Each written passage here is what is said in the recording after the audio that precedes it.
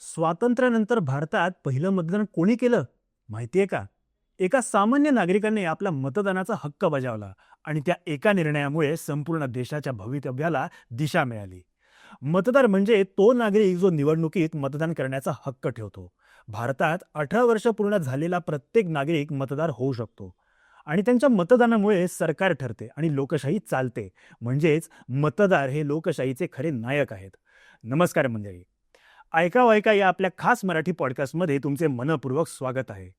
दरवर्षी 25 जानेवारी रोजी राष्ट्रीय मतदार दिन साजरा केला जातो. कारण याच दिवशी 25 जानेवारी 1950 रोजी भारतात निवडणूक आयोग म्हणजेच इलेक्शन कमिशन ऑफ इंडियाची स्थापना झाली.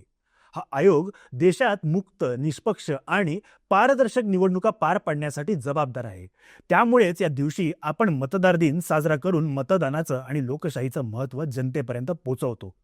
हा दिवस आपल्याला आठवण करून देतो की मतदान हा फक्त हक्क नाही, तर प्रत्येक नागरिकाचे कर्तव्य आहे. या दिवशी विविध उपक्रम राबवले जातात, जसं की मतदान नोंदणी मोहीम, जनजागृती कार्यक्रम, शाळा आणि महाविद्यालयांमध्ये विद्यार्थी मतदार संवाद इत्यादी.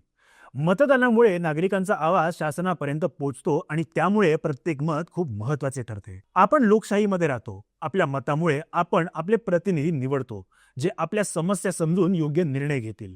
मतदानाचा अर्थ फक्त एक बटन दाबणे नाही, तर देशाच्या भविष्यासाठी निर्णय घेणे आहे. जर मत देण्याचा हक्क असूनही आपण मतदान करत नाही, तर आपला आवाज कमी होतो. म्हणूनच मतदान हा प्रत्येक नागरिकाचे अत्यंत महत्त्वाचे कर्तव्य आहे. स्वातंत्र्यानंतर भारतात पहिल्या सार्वत्रिक निवडणुका 1951 ते 1952 मध्ये घेतल्या गेल्या. परंतु हिमाचल प्रदेशातील पर्वतीय भागातील हवामान आणि भूपरिस्थितीमुळे काही भागांमध्ये मतदान इतर भागापेक्षा आधी आयोजित करण्यात आले. त्या भागात श्यामसरण नेगी हे सरकारी शाळेत शिक्षक म्हणून कार्यरत होते. मतदानाच्या दिवशी त्यांची मतदान केंद्रावर कर्मचारी म्हणून नेमणूक करण्यात आली. त्यांनी स्वतंत्र भारतातील पहिले मतदान केले आणि त्यामुळे ते स्वातंत्र्यानंतर भारताचे पहिले मतदार म्हणून ओळखले गेले. हा क्षण आपल्या लोकशाहीसाठी अत्यंत प्रेरणादायी आहे, कारण त्यांनी दाखवले की मतदान प्रत्येक सामान्य नागरिकासाठी आहे. त्यांचे हे उदाहरण दाखवते की मतदानाला फक्त हक्क म्हणून नव्हे, तर जबाबदारी म्हणूनही पाहिले पाहिजे. त्यांनी आयुष्यभर नियमित मतदान केले आणि कधीही चुकवले नाही. त्यामुळे ते भारतातील आदर्श मतदार मानले जातात.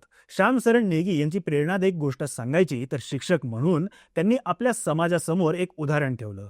त्यांनी मतदान करून दाखवल्याने पुढच्या पिढ्यांना संदेश मिळाला की मतदान हा आपल्या देशाच्या विकासात योगदान देणारा एक शक्तिशाली मार्ग आहे. त्यांच्या म्हणण्यानुसार मतदान म्हणजे आपल्या देशनिर्मितीचा भाग आणि आपला हक्क, जो आपण सक्रियपणे वापरला पाहिजे. तर आता आपण सर्वांनी राष्ट्रीय मतदार दिन साजरा करताना आपली भूमिका लक्षात ठेवली पाहिजे.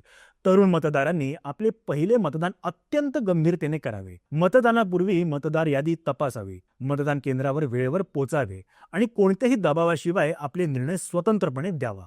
मतदानाची प्रक्रिया सुलभ आणि सुरक्षित आहे, त्यामुळे प्रत्येक नागरिकाने त्याचा लाभ घ्यावा. आपल्या प्रत्येक मतामुळे देशाच्या भविष्याचा निर्णय होतो. म्हणून मतदानाला आपल्या जीवनात महत्त्व द्यायला हवे. आजचा राष्ट्रीय मतदार दिन हा फक्त उत्सव नाही, तर आपल्या लोकशाहीची आठवण करून देणारा दिवस आहे. श्यामसरण नेगी यांच्यामुळे आपल्याला हे सापडलं की पहिले मत देणे केवळ एक क्रिया नव्हती, हा संदेश होता की माझं मत अर्थपूर्ण आहे. त्यामुळे आज आपण सर्वांनी ठरवूया की 100% मतदान करू, आपला हक्क बजावू, कारण मतदान हे आपल्या देशाच्या भविष्याचा पाया ठरवते. तर मंडळी, आजच्यापुरतं एवढंच. आम्हाला आशा आहे की तुम्हाला आमचा हा पॉडकास्ट अवश्य आवडला असेल. आवडला असल्यास लाईक व शेअर करायला विसरू नका व खाली असलेल्या कमेंट बॉक्समध्ये आपले विचार व मत मांडण्यास अजिबात संकोच करू नका.